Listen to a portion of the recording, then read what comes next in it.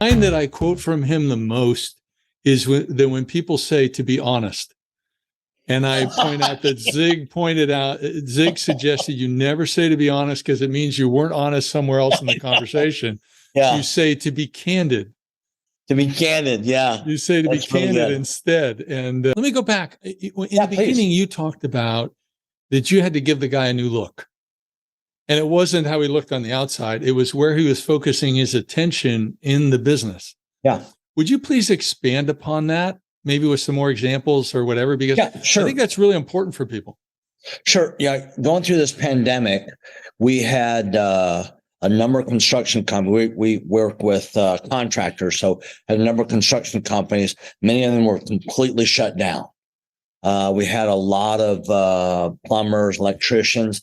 Many of them sat down because they just saw everybody around them just panicking, and they go, well, what's the use?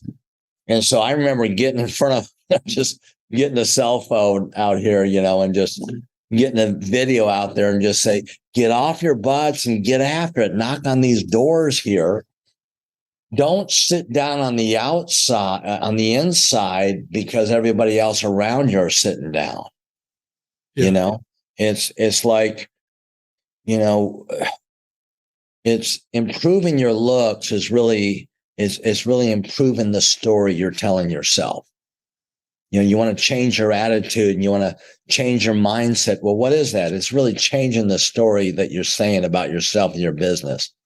Oh gosh, there's just no decent customers out there. There's nobody that wants to work, no employees out there. And your brain begins to try to solve towards that. It's like horrible, And so, what comes out of your mouth begins to color how you look, and however you look at something, that's what it becomes. Is it impossible? It becomes impossible. You begin to solve towards that. I know it's like this, voodoo, mind science, law of attraction. No, there's a lot of real validity to that. A lot of us, it's like we're reacting instead of acting upon.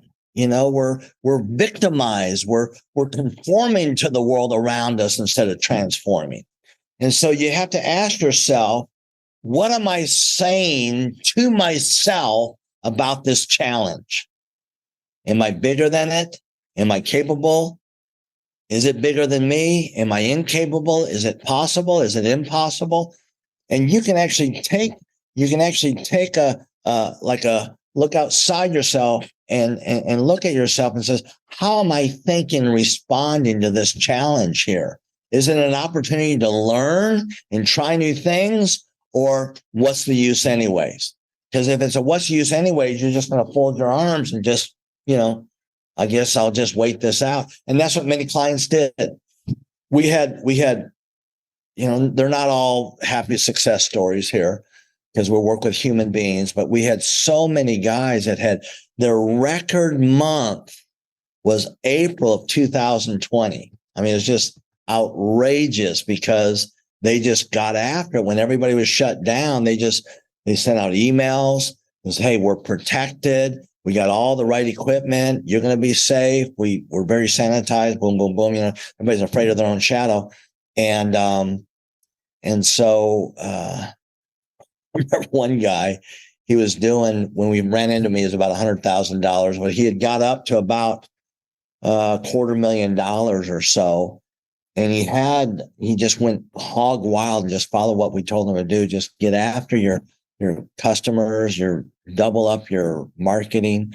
And they closed April like it was like near 500,000. They're now hitting between $800,000 and $900,000 a month now. They've done really well. But they had more than doubled their revenue in that month that other people were shutting down and hiding behind the excuse. Well, it's interesting. You said it earlier, fear. And the best lies contain a piece of truth, partial truth, and then twisted. And the media does it. Certain marketers do it. Politicians do it. But we do it to ourselves because we've got, one guy called it the negativity committee in our brain. that beats us up. It's not one voice. Oh yeah. Yeah.